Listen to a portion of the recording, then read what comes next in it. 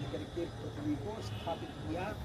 तो सारी की सारी पृथ्वी मनु महाराज जी की चिंता के कारण प्रकट हुई ना। और हम मनुष्य हैं तो सारे भूमंडल पर तो मेरा अधिकार है, मनुवंश का अधिकार है। मनुवंश की परंपरा में इक्ष्वाकु वंश प्रभो रामो नाम जनेश्वतः भगवान राम हुए। और वो जब किष्किंधा में गए तो किष्किंधा में बाली ने कहा कि विषय व पुरे वापी यदा पापम समाचरे, अगर आपके विषय माने राज्य में पूरे माने नगर में हम पाप किए होते तो आप दंड देते। हम अपने यहाँ घर में हैं, भयो को रखें चाहे भाभी को रखें, क्या फर्क पड़ता है।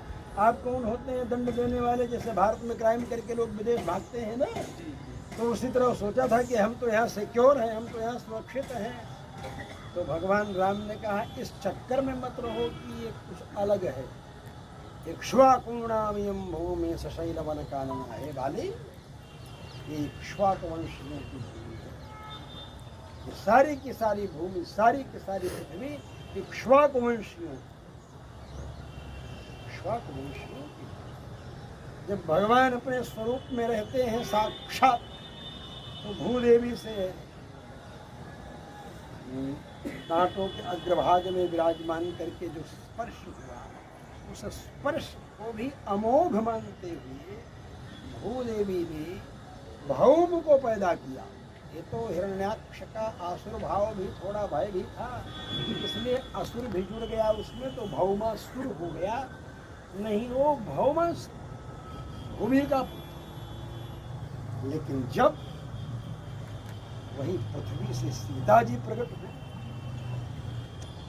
कैसे भगवान अपने रूप में विवाह कर सकते थे विष्णु रूप में, या है क्या कहते हैं तुम्हारे 12 रूप, गलत हो जाता है ना बेटी से विवाह। इसलिए भगवान ने भी अवतार लिया श्री राम के रूप में। अवतार लिया श्री राम के रूप में, तब तो डीएनए ही अलग अलग हो गया।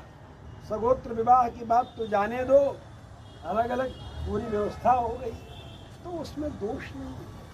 तो इस तरह हमें इस राष्ट्रीय ध्वज को समग्र भारतीय वैदिक संस्कृति के रूप में देखते हुए, मध्य को सात्विक स्वरूप में ध्यान करते हुए भगवान विष्णु के स्वरूप में, और ऊपर ब्रह्मा जी रजोगुण रजोजुषे जन्मनि सत्ववृत्ते स्त्रो प्रजानां प्रलये तमस्कृष्णाय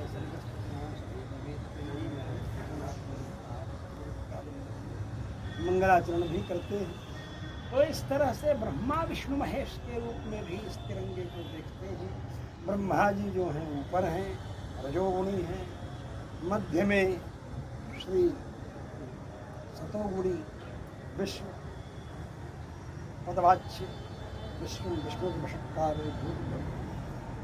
भगवान, और उसके ठीक नीचे हरी हरी हरियाली से भरे हुए भूत भावन भोलेनाथ। तो इस रूप में ब्रह्मा विष्णु महेश के रूप में, यही हरा रंग जब ज़्यादा गाढ़ा हो जाता है तो श्याम वर्ण का हो जाता है, जो तमोगुण प्रतीक मान लिया जाता है। इसलिए सत्व रज तम ये तीनों गुण ऊपर से नीचे तीनों स्थापित हैं ध्वजा के अंदर, और तीनों गुण जो ध्वजा के अंदर स्थापित हैं, उन तीनों गुणों का हम सब लोगों को चिंता करना चाहिए। इसलिए इस राष्ट्रीय ध्वज को भारतीय वैदिक सनातन धर्म की परंपरा से संबद्ध सिद्ध करना चाहिए। भले ही उस समय लोगों के मन में क्षुद्र मानसिकता के कारण देश को विभाजित करने के बीजारोपण के रूप में हिंदू मुस्लिम सिख ईसाई तीनों का, जब तीनों को मानते हैं तो भारतवर्ष में जितना प्रतिशत हिंदू है उतना ना भगवा रंग होना चाहिए था। भाई बराबर बराबर क्यों हो रहा है नेताजी, बराबर क्यों हो रहा है? सोचने की बात है ना, ध्यान देने की बात है ना।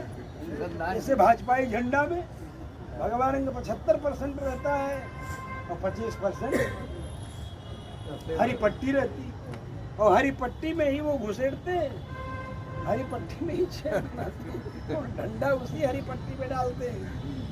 भाजपा डालते हैं कि नहीं? तो इसलिए ये तिरंगा झंडा अगर कोई कहे हिंदू मुस्लिम सिख ईसाई के लिए है तो ये मैं नहीं मानता।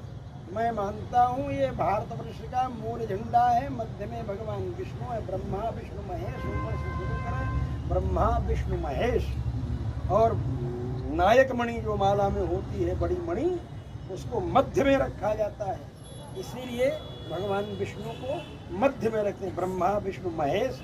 इसी तरह लोग कहते भी हैं, उच्चारण भी कहते हैं, ऐसा है। तो रजोगुण, सत्वगुण और तमोगुण इस स्वरूप में चिंतन करें तो सारी की सारी सृष्टि इसी के अंदर है। इसीलिए कहा कि रजोजुषे जन्मनि सत्ववृत्ते स्थितौ प्रजानां प्रलये तमस्ति। तो प्रलय तमस्त हमें अनुसंधान करना है।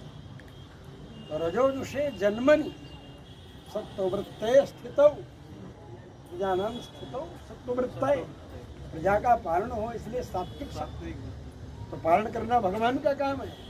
तो इस रूप में हमें राष्ट्रीय ध्वज का चिंतन करना है और लोगों के दिमाग में यह विचार संप्रेषित करना है कि राष्ट्रीय ध्वज का वास्तविक स्वरूप क्या है, शास्त्रीय दृष्टिकोण से चिंतन करने पर। इन्हीं शब्दों के साथ समस्त विद्यालयीय अध्यापकों, छात्रों, कर्मचारियों, विद्यालय में ठहरे हुए हमारे बाहर भिन्न भिन्न प्रांतों से आए हुए भक्तों समेत समग्र राष्ट्र को तथा राष्ट्र से बाहर विभिन्न राष्ट्रों में बसे हुए जितने भी हमारे भारतीय हैं, सब लोगों को हार्दिक बधाई देता हूँ।